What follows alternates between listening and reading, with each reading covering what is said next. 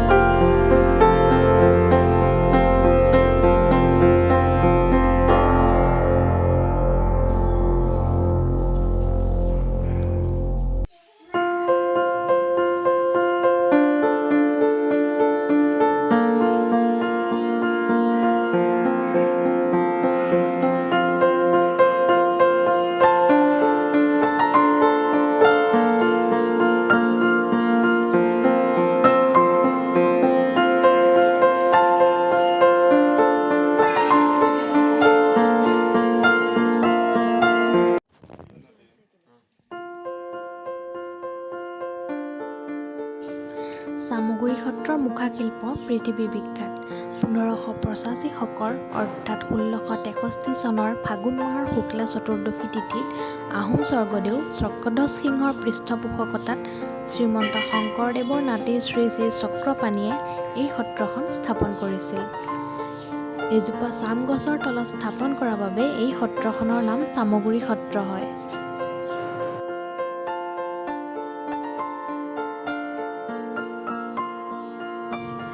চামগুৰি সত্ৰৰ সত্ৰাধিকাৰ শ্ৰী কুশকান্ত দেৱ গোস্বামী দেৱে মাজুলীৰ মুখাশিল্পক প্ৰথমে বিশ্ব দৰবাৰলৈ উলিয়াই আনে। তেখেতে অসমৰ বিভিন্ন ঠাইত লগতে বহিঃৰাজ্যতো মুখাশিল্পৰ প্ৰদৰ্শনী পাতি এই শিল্পক জনপ্ৰিয় কৰি তোলে। অসমৰ মুখাশিল্পলৈ তেওঁ আগবঢ়োৱা অৱদানৰ স্বীকৃতি স্বৰূপে তেওঁক 2003 চনত সংগীত নাটক একাডেমী বঁটা আগবঢ়োৱা হৈছিলে।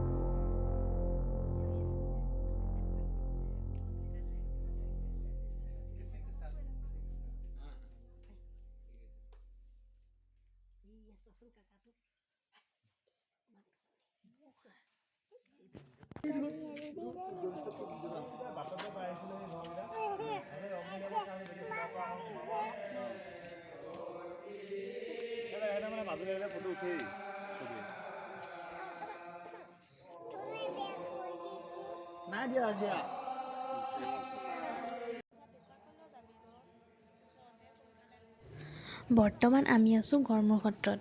গড়মূৰ সত্ৰ অসমৰ চাৰিৰাজ সত্ৰৰ তৃতীয় শাৰীৰ সত্ৰ। আহোম ৰজা প্ৰতাপ সিংহই বন্ধোৱা চেৱাতল গড়ৰ মূৰতে স্থাপন কৰাৰ বাবে এই সত্ৰখনৰ নাম হয় গড়মূৰ সত্ৰ।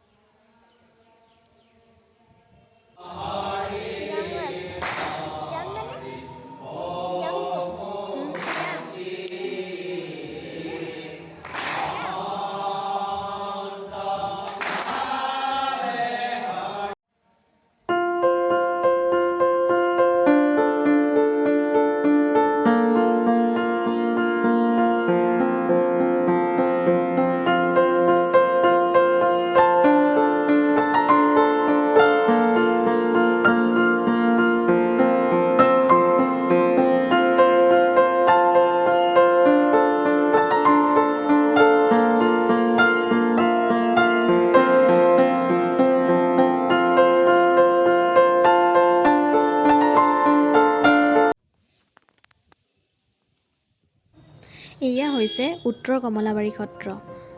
কমলাবাৰী সত্ৰ মহাপুৰুষ মাধৱদেৱৰ প্ৰিয় শিষ্য বদুলা আতাই প্ৰতিষ্ঠা কৰিছিল বুলি জানিবলৈ পোৱা যায়। এওঁৰ প্ৰকৃত নাম কমলাকান্ত আতা। কালক্ৰমত এইখন সত্ৰ দুভাগ হৈ উত্তৰ দিশত প্ৰতিষ্ঠা হোৱা বাবে এইখন সত্ৰক উত্তৰ কমলাবাৰী সত্ৰ বুলি জনা যায় আৰু মূল সত্ৰখন নতুন কমলাবাৰী সত্ৰ বুলি পৰিচিত হয়।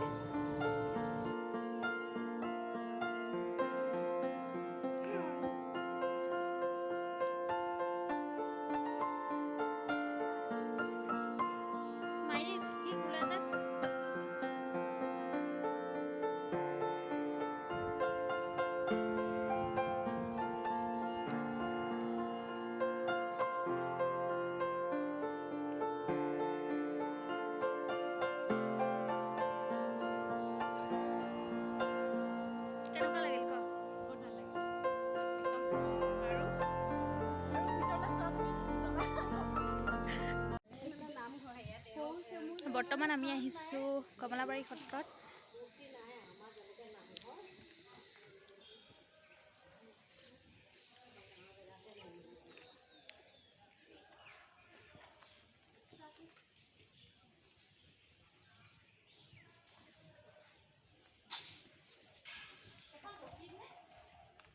ঠাণ্ডা পৰিৱেশ।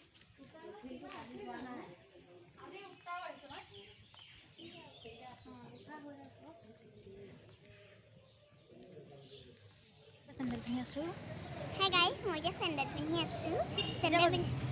চেণ্ডেল পিন্ধিবলৈ মানে একদম সময় নিদিয়ে ইহঁতে। আৰু এতিয়া ক'ত যাব? এতিয়া জানো এতিয়া ফেৰীত যাবনে নে লখিমপুৰ হৈ যাব? ফেৰীত যাম।